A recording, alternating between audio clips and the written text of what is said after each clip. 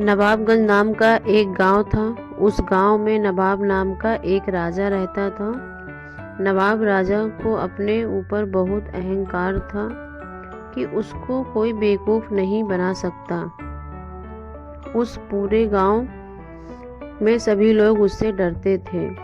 नवाब राजा को नहीं पसंद था कि कोई उसे नज़र मिला करके बात करे।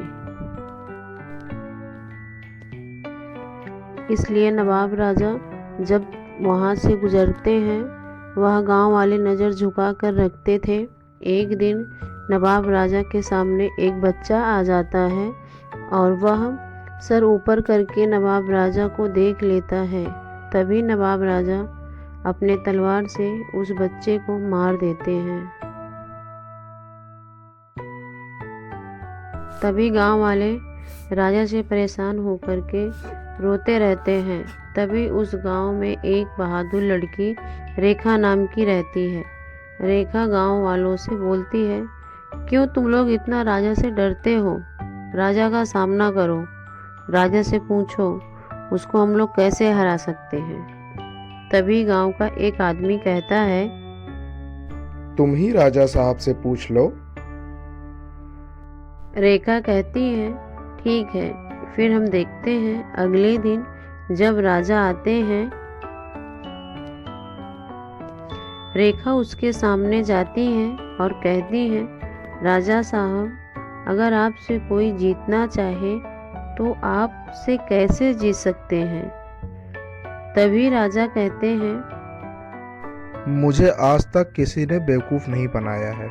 जिस दिन मुझे किसी ने बेवकूफ़ बनाया, मैं उस दिन से अपना राजपाट सब छोड़ दूंगा। फिर रेखा सोचने लगती है राजा को बेवकूफ़ कैसे बनाए। तभी वहाँ पर रेखा का भाई अतुल शहर से वापस आ जाता है। अतुल कहता है,